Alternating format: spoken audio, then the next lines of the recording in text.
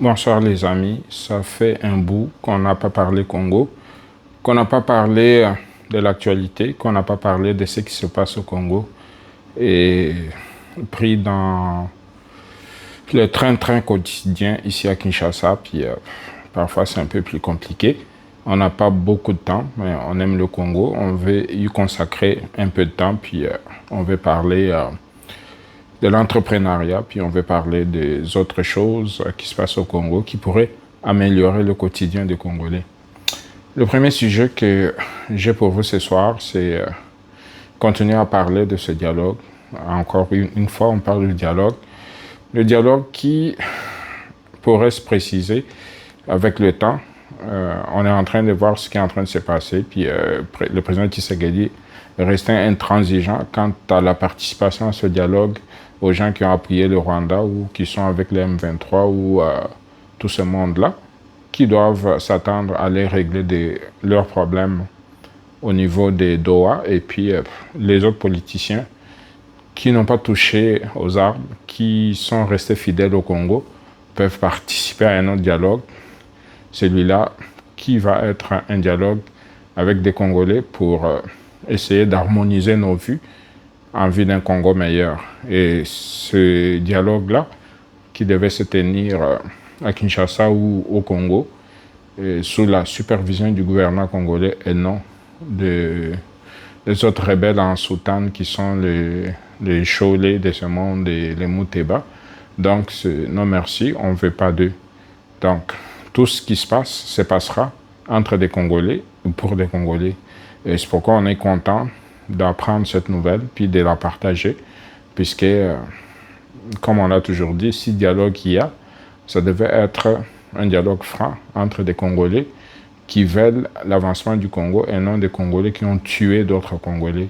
Et dans le cas précis, ça se précise, c'est des Congolais qui n'ont pas tué d'autres Congolais, des Congolais qui aiment le Congo et qui se soucient du mieux-être des Congolais. Donc pour ça, on ne peut qu'applaudir le président de la République, lui dire merci pour tout ce qu'il fait comme effort et surtout pour ce deal avec les Américains qui est en train d'arriver à grands pas, pour lequel on demande à tous les Congolais de s'apprêter puis de se préparer pour ça, puis, puisque des emplois qui vont arriver vont être des emplois pour tous. Mais un point un peu que j'aimerais insister, c'est que le Congo doit avoir des entrepreneurs congolais. On a beaucoup de difficultés à œuvrer dans notre système ici au Congo. Le climat des affaires n'est pas encore tout à fait propice. Et en même temps, ce qui se passe dans la ville avec tous ces embouteillages, c'est un problème pour lequel le gouvernement doit vraiment se pencher puis trouver des solutions, puisque quand on travaille dans une ville où la mobilité est compliquée, ça veut dire que les affaires deviennent aussi un peu plus compliquées. Et ça, on espère que le président Tshisekedi est au courant, puis qu'on va s'y atteler. Le problème des inondations qui, tous les jours, nous pourrissent la vie. On ne sait plus quand il pleut, on ne peut pas sortir. Même si on est en sécurité dans son auto, mais les conditions routières sont tellement mauvaises qu'on a beaucoup plus de chances, avec les trous qu'il y a partout dans la ville, d'aller s'embourber et même de se retrouver coincé dans une inondation, puisque beaucoup de rues, quand il pleut beaucoup, puis ça prend d'eau et puis ça devient impraticable. Je vous raconte une petite expérience qui m'est arrivée la semaine passée. Je revenais de notre ferme de Kinkole, puis j'arrive au niveau de Pont-Matete. Puis je vais prendre poids lourd, je m'engage. Logiquement, c'est un sens unique que je suis en train d'emprunter. Mais malheureusement, il y avait des chauffeurs qui venaient en sens contraire, qui ne devaient pas être là. J'étais obligé de les éviter. Il avait plu, il y avait une flaque d'eau. Et en voulant les éviter, je pensais que c'était une flaque d'eau, mais c'était une canalisation. Puis mon auto est allé tout droit dans la canalisation. Les deux pneus à droite se sont ramassés dans la canalisation. Et j'ai dû payer des jeunes pour essayer de me sortir de là. Puis plus de peur que des mal, puis je suis sorti, tout allait bien, puis le pick-up à bord duquel j'ai roulé n'a pas eu aucun dommage, Dieu merci. Puis j'ai dû rouler de façon un peu plus la nuit, pas, pas avec assurance. Et puis Dieu merci, je suis arrivé à la Gombe sain et sauf vers 23 heures alors que j'ai quitté Kinkole vers 19 heures. Donc vous comprenez dans quelles conditions on travaille au Congo. Des fois c'est trop difficile et on aimerait que les autorités puissent s'y pencher puis faire du mieux qu'ils peuvent pour améliorer ce climat. En même temps, on leur demande aussi de faire un effort pour encourager les entrepreneurs congolais, puisque c'est de eux qu'il s'agit. On ne peut pas continuer à laisser l'initiative aux étrangers pour prendre toutes les bonnes affaires qui se font au Congo présentement.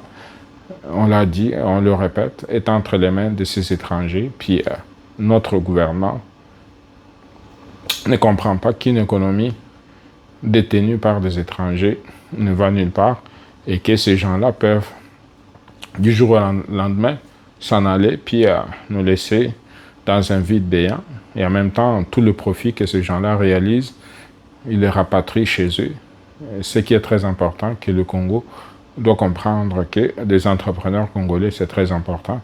Et tous ces travaux d'infrastructure, des contrats de 1 million, 2 millions, 500 000, il me semble que ça devait être donné en priorité aux Congolais, puis que des Congolais puissent s'organiser aussi pour créer des entreprises, prendre des marchés publics, et c'est comme ça qu'on va être solidaire et puis qu'on va faire en sorte que l'économie du Congo puisse petit à petit nous revenir, puisque c'est un non-sens que les Indiens, qu'on ne déteste pas, puis ils viennent participer aussi, mais sauf que si on leur laisse toute l'initiative des affaires, je pense que c'est pas la meilleure des choses.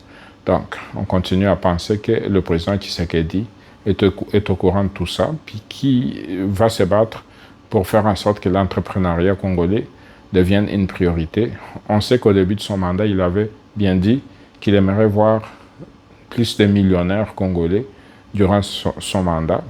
On y est en plein mandat, un deuxième même, puis on s'attend à ce que ce climat d'affaires ou ce coup de pouce donné aux entrepreneurs congolais puisse se matérialiser, puisque sur le terrain, on voit que sa volonté est là, mais des gens qui sont aux commandes ou qui pilotent la plupart des dossiers le font avec complaisance et puis clientélisme et tout ça.